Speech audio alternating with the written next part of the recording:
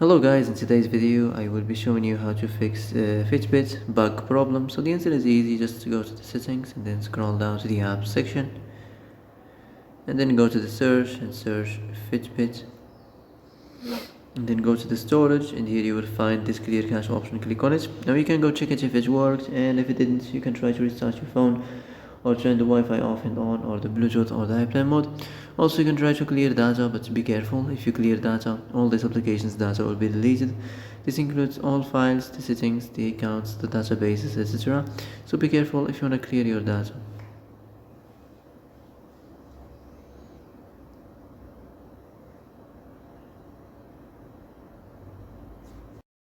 And that's it for today's video. I hope this is the answer you've been looking for.